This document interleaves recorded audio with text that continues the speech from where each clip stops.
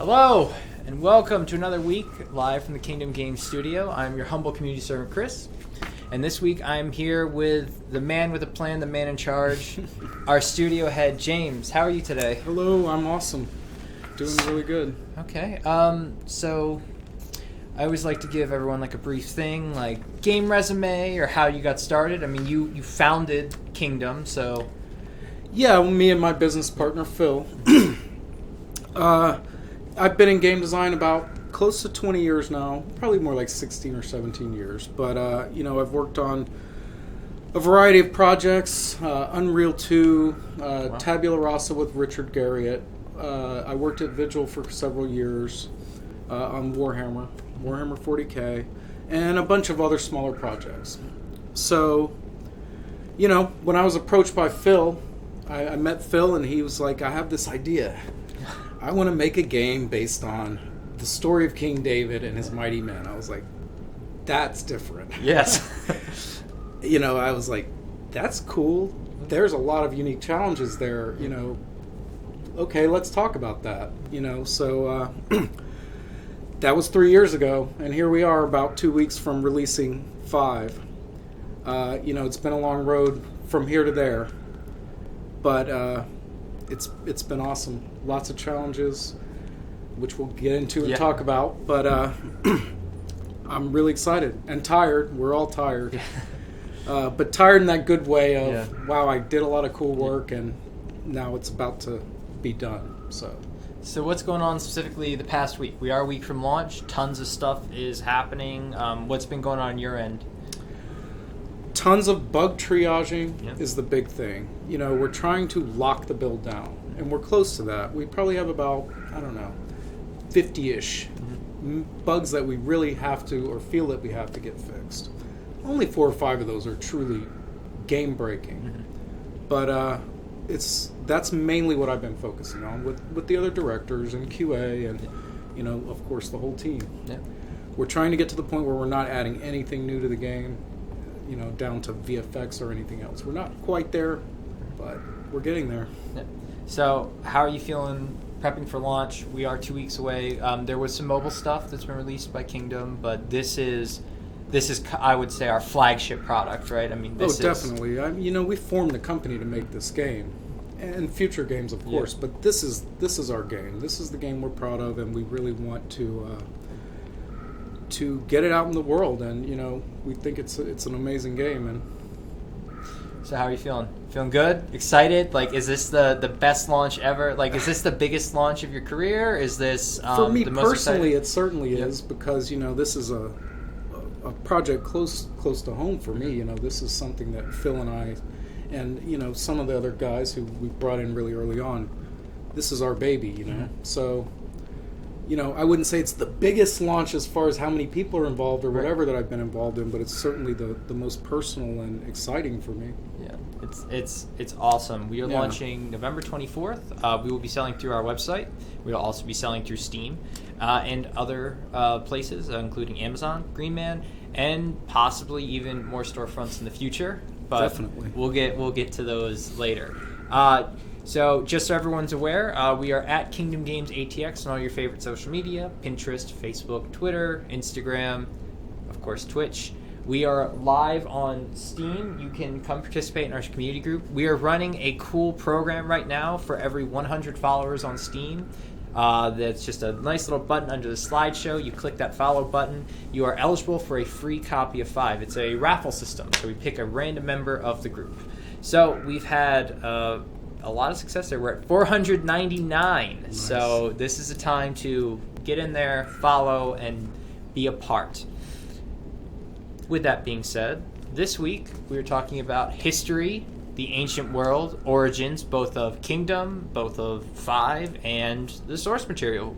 So there's a lot to talk about today and a lot of cool stuff we want to show you. We've focused in the past on gameplay, art, storytelling, and today we're kind of doing more of an expose of the world, you might say, the world inspiration.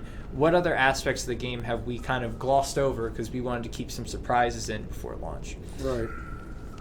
Yeah, and is it cool if I just go in here and roam around a little bit while we talk? Yeah, just hit F10 real quick. We're all good. All right. So we are in the 5 cave. Right. Now, James, I see our awesome 5 shield over there. Can you tell me a little bit more about the 5 cave? Is this a creative license? Is this something... Yeah, this is... Well, it's somewhat of a creative license. If you read the story, at one point, and I'm sorry, I forget exactly when. Yeah. Some guys escaped Jerusalem through this cave system, this sewer system. And this exists today, this cave system below Jerusalem. You can do a tour in there and everything. I've seen the photos, and, we thought, well, the 5, they need a base, a home base, a bat cave. A bat cave, yeah. Yes, exactly. And we were like, well, we're going to put it in that cave system beneath Jerusalem. So certainly, visually, we've taken lots of creative licenses with it. If you see the cave in real life, it's kind of a drab cave. Yeah. But, we thought, well, they hollowed it out. They built stairs. They put their symbol here in the floor just as an awesome visual thing. And, they've got all their furniture and stuff. And I'll kind of walk through some of the stuff here. I kind of brought us into the game at a point when you first discover the cave. And these are the wives of the 5. They kind of hang out down here and provide some of the functionality. So, if I talk to her... Well, the dialogue went away, but she just says, welcome to the cave, right, etc. And it started a mission, go speak with all the other wives so you can kind of learn what they do. So I'll just kind of roam around and do that, and if you want, we can talk about other things in the interim. Well, I think what's interesting, I'd like to talk about 2 things. One, and it's the same question for both logos. I love the Kingdom Games logo, and I love the 5 shield. And I wanted to know kind of where did the inspiration for those come from? Well, the logo we developed really early on. And, it's the chess piece. Classic game. It's just denotes game to and it's almost a game anyone who throughout sees it. history, too. It's a strategic hundreds game. of years of strategy. Right, and history is obviously a big focus of what we're doing here. So I really liked that link to... the past, right. the ancient. Very recognizable, though. And the lion head, we added that to the top of the logo because, to me, that that denotes nobility and strength and those sorts of concepts that clearly a title like 5, and I hope all of our titles sort of have those themes and, strength, ethical... nobility, even military strength, things like that. I like the way the lion head kind of embodies those elements. So I think the combination is really strong, simple, recognizable.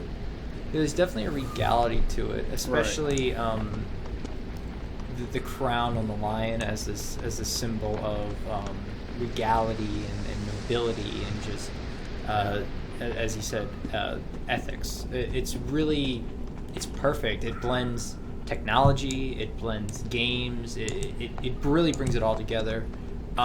What about the 5 shield? I haven't talked to you too much about this. I'd like to know. I'm going to restart this because something glitched out here.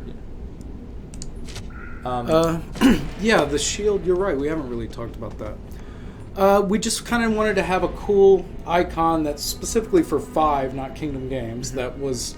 we have the 5 fists. Those are the 5 mighty men. The title, the key characters here, sort of facing in, and it's gone through lots of iterations. I like how it's facing the crown, and that's the symbolism there is that these 5 are the guards of King David. That's their job. So, and then let me go back in there and talk about some other elements of that. Yeah, and the fact that it is a shield, their logo is a shield, just like a family crest or a coat of arms. That they are the protectors. They shield David, and they will put their bodies. They will literally put their arms to protect him. It's really beautiful and elegant, and again simple. I think in terms of, I think someone could sketch that. Someone could sketch that and draw it for you. Definitely. But it's also. It's Occam's razor. I mean, the simplest solution is the evident one. It's really powerful. And now that I can zoom in on it a little bit, you'll even notice there's lots of little details. Like these are the 12 gems that are symbolic of the 12 tribes of Israel, for example. Each of the between the fists are the sort of iconic weapons of each of the 5. The purple color on the crown is very traditionally in the Bible the color of nobility. Yeah. So, a lot of little details like that, we really tried to take the time to give it that sort of care. And it's used also as the checkpoint system. So, I mean, it's a recurring Definitely. theme that you see, and it's just and the horn sound, of course, whenever you cross it. Yeah. So we're back in the cave. Yeah, I'm trying to play through this mission. It most likely glitched because I let it play through in a wrong way. Yeah. So as the 5 advance through and talk to the wives, let's talk about some historical influences. So 5's scope is a huge story. We've broken it down to 11 acts, 42 levels, and 5 of the 30 mighty men. Is it challenging to tell that large in that scope? I mean, there's so many different cultures and areas. There's definitely a lot of challenges with it. The scope or the breadth of the story wasn't as challenging as it might seem. Most RPGs have that sort of a challenge to them. The bigger challenge was when you read this story in the Bible, it's pretty unclear when did this happen or where did this particular thing happen or whatever. So to bring all of that together into a cohesive, linear timeline and of gameplay was challenging. Yeah. We had to say, well, okay, if Benaiah killed 300 dudes in this battle, but it doesn't say when or where, how does that fit into our story, and how do we, piece those things together? Or if it says David battled the Edomites, that's all it says. It doesn't say a whole lot about who were the Edomites. What are they? What are they about? Why did he want to battle them? Some of that is detailed, but a lot of it you can research in other places, and we did all of that. But those are the challenges. And I think we've touched on this a bit before, but how did you and Phil really hone in and say the story of 5 and the story of the Mighty Men is the story that we want to tell? It's the story we have to tell. What really struck you? Well, we actually went through several stories we would like to tell, but this one really stuck with me because, first of all, it lends itself to an action-packed game. Definitely. I mean, this is certainly probably the most militaristic or exciting adventures, weapons and armor, that type thing, of all the biblical stories. Also, these heroes are called out in more detail than other tales. So, hey, Benaiah is a cool character. It talks about his great deeds and battles. We can create him as a game character. So the Mighty Men and David, they really lend themselves towards a fun game. Yeah, and I think and again, going with everything you guys have said about, ethics, nobility, I think what better group of guys brotherhood, I think, is so important too, and loyalty, and I think they just really exemplify that they will follow David into battle, and they will protect him, and they'll have his back, so to speak. Right. And how did you land specifically on the action RPG, the isometric RPG, the top-down? What struck you about this genre versus an FPS or a third-person shooter? Well, I'm a big fan of it, first of all. I love ARPGs. I'm a big Diablo fan. I loved Titan Quest. Van Helsing's cool. I love the genre, basically. Yeah. So, and I think it when you're talking about controlling a party, which is key to this game for me, it always has been. I want to control all of the 5, or at least some subset of them, not just one character. It's the top-down gives you a good overview of all of that. There's a lot of technical considerations as well that go into it, but I'm not going to go too deep into that. But all those things combined, I like the genre, and I think it lends itself to this particular game. And so a core component from the outset was the fluid character swapping. That was a must-have. Before any code was written, that was a must-have. Time to start swinging. And given this perspective, that just makes sense, right? It just visually, and Yeah, and we've done a lot of work to make sure that aspect of the game works well, and we're still improving it. That's probably one aspect that we're continually refining. Like, you'll notice we added the new voices when you switch, and the little animation, and they all have the ring under them that's colored towards their character, so you can easily identify them as they move around the battlefield or what have you. There's a lot of things I want to add to this too, and I'm not going to get too deep into that right now here. But we're planning to put a roadmap out to the community over time that says we're going to be adding this, and that, which is very exciting. That's all inside info right now. And I love to talk about that, maybe too much. So I won't go too deep into what's coming next. But yes, the party stuff is very important to me.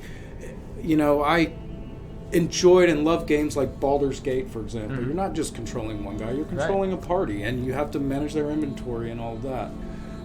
So I thought this was a cool chance to add that into the ARPG, which really isn't happening much. You're usually in control of one guy or a guy and an AI follower. Yeah. But you don't really get into manage the same their depth. Like, you don't manage your pet's inventory. Yeah, you might give him one weapon and an item. Yeah, but something. you don't fully deck them out and really Exactly, customize them in that way. But in our game, of course, you can Wise fully choice. customize all their For the equipment. glory of the Lord. And that does You add also a whole have new way. the full skill tree for each character. And I'll just go ahead and level up the guys. I kind of wanted to show this in, but I don't think we've gone too deep into our skill tree. So I'll just level them up to about 20 or so. So as you can see, as you level up, just the breadth of skills too. I mean, this is akin to Watch me work. I want to say Borderlands because that's the one I'm most familiar with. But I mean, any RPG where it's just like you have a full-fledged skill tree. Right. Yes, but you don't have to pick one character. You get everybody. Exactly. And you get to customize every single character to your liking. And Right, and you can see, like, I'm on, I think that's Abishai. Yeah. I can pick each of these, I can pick which skill I want to use in my slot down here. So I can say, okay, I'm going to use the crippling shot and the spread shot, and then I can rank those particular ones up. So you can customize your guy in that way. Yeah. Which skills do you like among his set here? And you never have to have that moment you're like, but I wanted to go to the left skill tree. It doesn't feel that way. No, it's not quite that sort of a branching skill tree system. But I think it works since you're controlling all 5 guys. You don't want to get too crazy with that. That amount of complexity. And some games might do that. Yeah. And that's not a bad thing. I enjoy games like that as well. But our game, we want it to be a little more accessible than that. Yeah. Our game is heavy on story. Yeah. So the story is a key part of our game. We don't want to get too bogged down in skill tree management, if you catch my drift. But if you want to, there is ample skills that complement each other. Right. Not Full only with characters, system. but between characters too. Right. There's plenty to customize and work with here. But we did make some decisions. So where are we? Tell me more about the market, because this is a level I haven't played too much. Yeah, and I kind of wanted to show some of these more low-key areas today, more system-oriented areas. Here in the market, you've got your vendors. There's several of them. I'll find one here. You also have some NPCs here who, for example, give you a blessing. Oh, that's probably because that's up there. And what is the purpose of blessings? The blessings, you can see they have one on them now. Divine Zeal. It improves your zeal by 20%. And if you note, your zeal is one of your stats.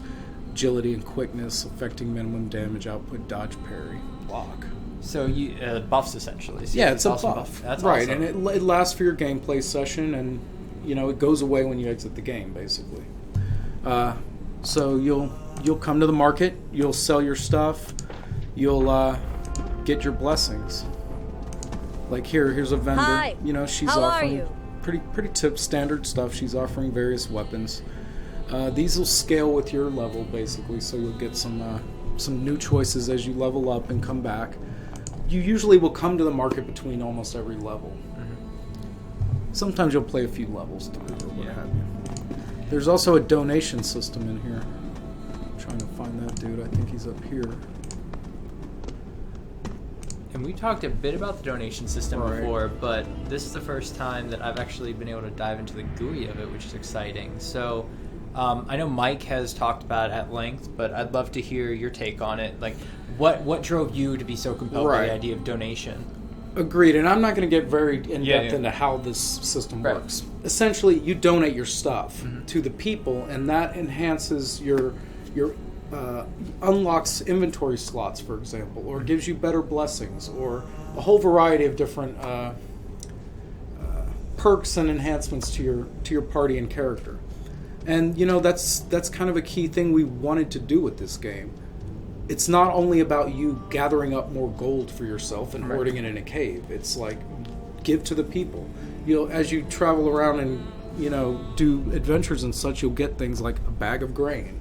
You bring that back, you donate it, and it slowly unlocks stuff for you, but that's through the fact that you're building out the kingdom in a positive way. More food, more building materials, stuff like that. So that's kind of the theme of do something not just for yourself, but to benefit other people.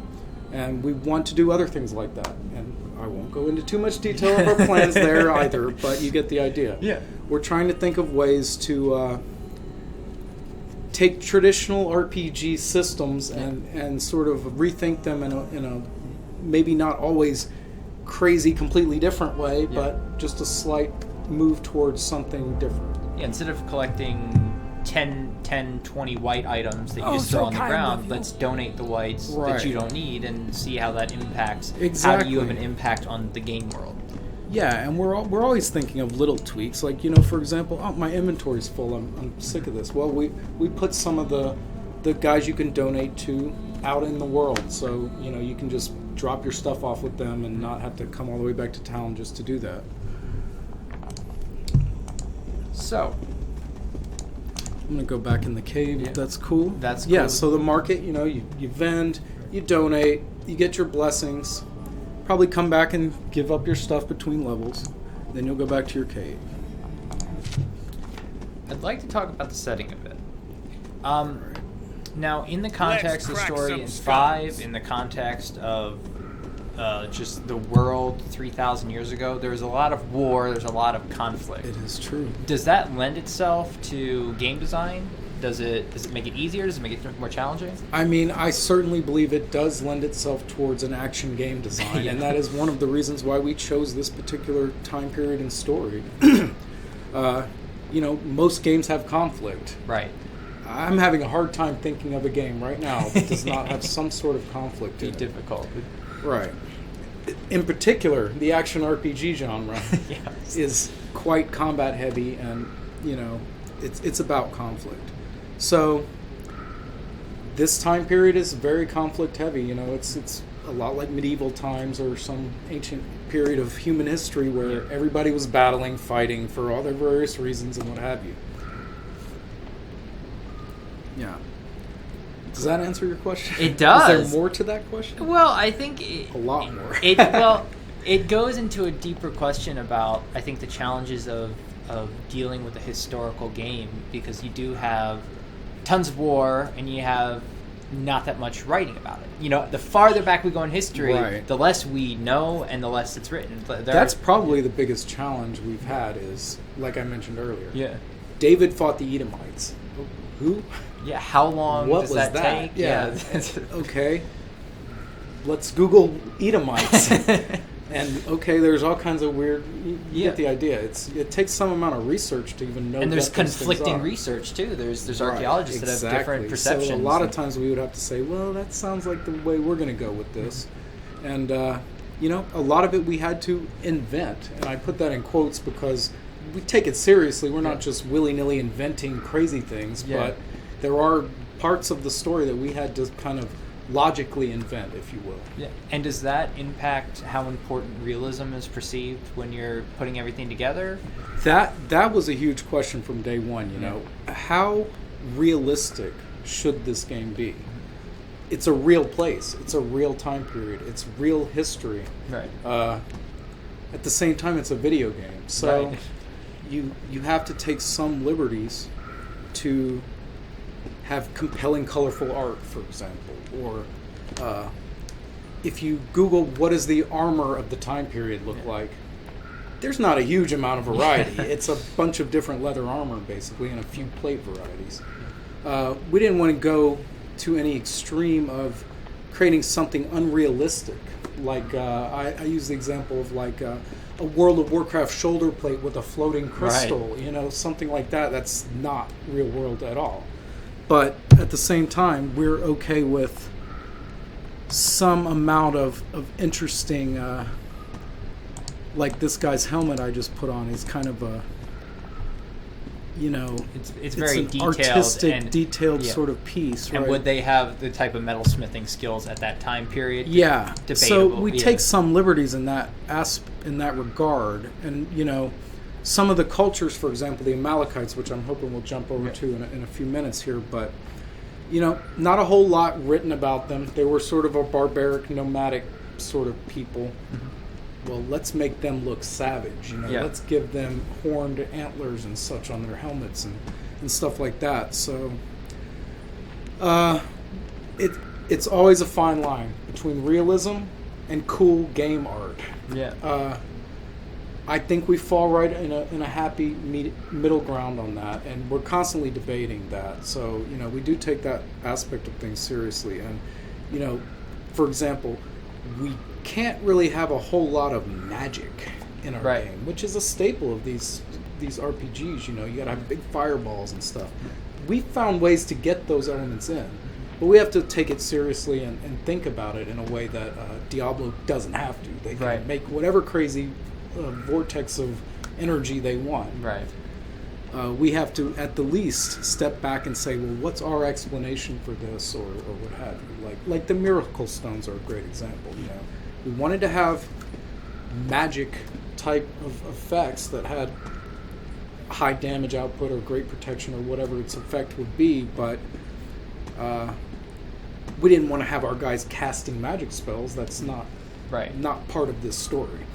But miracles are. So, we kind of dug through the biblical passages and found, what miracles do they talk about in the Bible? Let's do our version of that. Like, one will turn everybody to a pillar of salt, which is kind of what you hear with the Sodom and Gomorrah story, or, a plague of locusts. Yeah. Stuff like that. Yeah, I think it's tough because you have to balance the context along with accuracy, along with quality game design. Greetings, husband. Right. Greet this map. Yeah, exactly. So that balance is a King constant David's challenge for us. exploits But against it's the enemies of it's Israel. cool. I like it. It's a unique Inspect challenge it that we're at your leisure to see what David has in store for creating us something next. a little bit different. Yeah, and I'd love to see the Amalekites. You mentioned the we'll go there. Amalekites, and it's and that kind of I wanted to show in the cave there's a variety of features. The map is one of them. You go here between missions, and this is where you choose your next mission, basically. I can scroll around in some way. Oh, it's because this tutorial's up. Yeah, when we're adding these tutorials in, wherever we feel they're good and appropriate. Why can't I zoom around in there? All right. But yeah, you see, you can pick which mission you want to go to. There we go. And right now I only have about 8 missions unlocked, but all the missions will eventually show up here, and you can revisit your missions and such as well. Again, the art is it's just awesome. Yeah, art. Wow. I think art is one of our great. It's such a great way to do achievements menu. here, yeah. It's just even the map itself. I love how they've kind of almost given it a token vibe to it. Or something, yeah, definitely, yeah. Which of course all of us RPG gamers love that stuff. So yes. We want to make sure that the art in the game appeals to all sorts of gamers. You can just see the mass amount of land that you can traverse and all the different environments and everything. Right, and when you get towards the end of the game, there's stuff unlocked all over this map. And it's cool. You can revisit levels at will, and go back and fight bosses again, and maybe get a new piece of loot or what have you. So I'm not sure where the Amalekite level is on here, if it's unlocked right now. So I'm just going to jump to that. So exciting. So the Amalekites are an interesting group of For the people, as you can Lord! kind of see for the loading screen. That kind of gives you a preview for... Right, and you can see all this sort of things I was talking about before where, hey, this is a nomadic barbaric people Having who are very secured the city aggressive. of David from the Amalekite So let's do incursion, things like King put David their ordered skulls his men on to pillars find and and stuff. destroy the This is their 400 camel homeland, so riders who had how can we escaped give it him that at Ziklag. The Amalekites were discovered cool by the game mighty vibe, warrior yet still stick within that realm of Aharai. realism. He found them in Yeah, the and you far can tell south, so just much beyond the just lands by of Judah. the loading David screen, dispatched just by the this fire opening to shot eradicate where the Amalekites. Nathan, also They Dave traveled Fennoy, 20 days in order to fantastic meet voice with actor. Ahio. He's voicing Greetings, over, and Guardians. as you see Greetings, the cutscene Ahio. unfold, you It's also been too get a long since vibe we like last met. it's much darker We've come from the scenes, lit Amalekites. differently. David it's has got sent the the skulls, five. it's got the His this, intentions like, must be wintry grave in tree this vibe. manner. It's We got come a to much complete the darker task that tone King to it Saul than never a lot of other finished. areas of For the game Lord do. had And I think commanded that Saul all that to builds context Go to attack the Yeah, Amalekites our and perception totally of the destroy Amalekites. That all highlights that one of belongs our to them. bigger challenges. Do not as well, spare which them. is just Put them to death. the region doesn't have a huge variety of environments Very in the true. real world. So, we had to take some liberties with, like, what does this mountain in this level look like compared to the other one, which might, in the real world, look pretty much the same. Right. Some gray rocks or some beige rocks, right? But, or, maybe this area is a little more forested than it would be in real life. That type of thing. All right, let me see. So we are in the Amalekites' homeland. Right. And the Amalekites and the Israelites do not get along. They do not. And you were telling me the history of this a little bit, and it was Yeah. really interesting. I think they're a great example for all of these things we're talking about. Yeah. They're a great example of sort of the art style liberties we've gone into so far, but they're also a great example of a clear-cut enemy of the Israelites. Right. And if you read the history, it's because when the Israelites left Egypt, the Amalekites attacked them over and over again while they're just kind of wandering, trying to find their land or their homeland. The Amalekites are the ones who just kept kind of picking at their ranks and raiding them every night, stealing all their food. You get the idea. Yeah, very. So the very Israelites aggressive, developed a very intense, dislike, if Yeah. you will, for the Amalekites. Some of the other cultures aren't. I personally, right now, could not tell you, for example, what the Edomites' political dealings with the Israelites were. But the Amalekites are a good example where that's a clear story of why they became enemies. And I know we discussed it before. I think he even said that currently in Jerusalem or somewhere in Israel, there's an engraving that says "Remember the Amalekites." I did read that. Yeah, Yeah, that's it's like a monument or something, and it has an engraving on it that says "Remember the Amalekites." Even now, 2,000 years later. Yeah. So let's dive into some battle, can we? Let's Yeah, I'm just trying to make sure my guys aren't equipped with GIMP stuff, Yeah, they're because this is about midway through the game. and they're you just, they're dressed to. We want them to be dressed to yeah, impress. you need to have them get some good stuff on. In fact, I'm just going to throw some of this junk out and give myself some new stuff because I think I spawned a lot of this at a low level.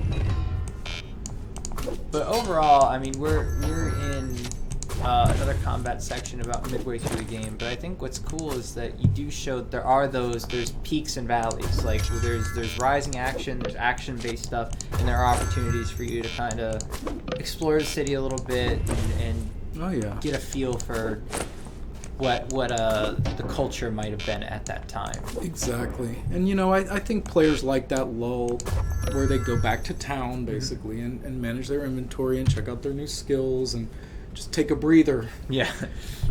Sell their stuff. Okay. Sorry for the delay here, but I just want to get these guys equipped out a little bit better, so I'm just going to add a bunch of stuff and then we'll be good enough. Yeah. Time to I shine. saw, you can actually see there on the left side, there's a Moloch statue, and we've discussed that a little bit, and I think that's Time kind to of dull this an blade a little, interesting don't you piece think? of history that I wasn't aware of. Do you want to talk about that a little bit? Yeah, there's several places in the Bible in this time period where they mention this particular evil god Moloch or Moloch. I think it's Moloch. Moloch. Yeah, and how they would build idols to him and they would sacrifice people to him and stuff. And so, we thought, well, that's a good enemy for the 5 to look out for. So, we have these sprinkled all throughout the land, and that's a Moloch statue, and they love to destroy them. There's several missions. Can't get up on that. There we go. Yeah. There's several missions that will specifically have you go hunt them down. I have plans for some stuff I want to do with those even further, but... Is that difficult to be the head of the studio? Do you always look toward the future? Like, is it always like the future plan? Is it that much harder to say we have a firm end date and this will be the launch? Or is it like, but what if we did this? That would be so much cooler. Is that kind of hard to balance? It's a balance. I wouldn't say it's hard. Like, at this point, there's no way I would walk in and say, we need to make a much grander plan for the Moloch statues. Right. But, a year ago I might have said, we should do something better with the Moloch statues, for example. And then, I could be fairly easily convinced, yeah, let's add that a little bit after ship, because our schedule's full and we want to get this out here. And, we built this game engine from the ground up. So it's not like we're... adding cool stuff to an already existing franchise. Yeah. So, that's pretty challenging work to get us from a bare bones Unity engine, no assets, try to create a demo of this game engine to a fully functional party-based combat engine, on par with almost any game in the genre out there. This is a lot of work. So that's challenging enough as it is, that I'm try to balance exactly what expectations are to innovate on every little corner, you know what I'm saying, and try to pick and choose my battles there. But I do think long term, probably more than anyone else, as far as what I would like to see. I already call it the 5 Saga. I don't see it as one game. I see it as a game. Let me rephrase that. I don't see it as, we're done with 5, let's move on to the next project. I see it as, the 5 Saga is this base game plus all the cool stuff we're going to do. And I have a huge list of that, and we're working on that. And I have to hold my tongue because, lots of people have their reasons to not say things too early or talk about whatever, and those are valid. Yeah. But I do get excited about those things, and I want to start talking to our fans about it, and we will. Which is awesome. I mean, it's the idea of the 5 and the knowing what we have and where it could go and where it will go it's fascinating, because you have such a great canvas and such a great time period to work with. Right. Like you said, how much do we dive into the Edomites? How much do we dive into the Amalekites? Yeah, see, these Amalekites, since I'm here, you can see this guy's got double axes and even their animations are so vicious and visceral. And this is an alchemist who's got a pot of poison or some kind of flaming material or something that he's preparing over there. So, kind of barbaric, savage warriors. We are getting close to time, guys, so I want to let everyone know it is open Q&A. We have the head of the studio here. This is the man with the answers. He is the one to ask the questions. Or at the least, I can go find he will know, or he will know the man to talk to, or the woman to talk to. So feel free to type in any questions in the chat that you may have. We are on Steam right now with a coming soon page, and we are launching 12 days. 12 days. And that's not business days. That includes weekends. Oh, yeah. This is exciting for us. It's crazy here. Everyone's working super hard, and we really think you're going to like what you see. We've got some really cool threads on the Steam forums right now, and we'd love to hear your feedback. If you see something you want to know more about, let us know there. Obviously, on all of our social media, it is listed below. And, of course, I can do this fun little thing in the chat. They give you links to everything, so there's a full list. It's kind of overbearing, but we're active where you are. You don't have to come to us, we will come to you. So that's Kingdom Games ATX. The game is 5 Guardians of David. You can find us on Steam and our website, kingdomgames.com. Yep, well that's fun, Chris. I hope to come back and talk more about this. We kind of just scratched the surface on a lot of it. But, Yeah, I like scratching the surface and leaving people wondering what's next. And next week we'll be back and we're going to basically do an extended gameplay demo of all the cool stuffs, and I think I'm going to talk everyone into game to letting me spoil a boss fight or two. So that's what you guys have to look forward to next week. As always, you can always reach any of us by the following. Steam forums are a great way to get in touch with me. So with that, we are My out, and axe from was Austin, getting a bit Texas. thirsty. Have a great day, everyone. James.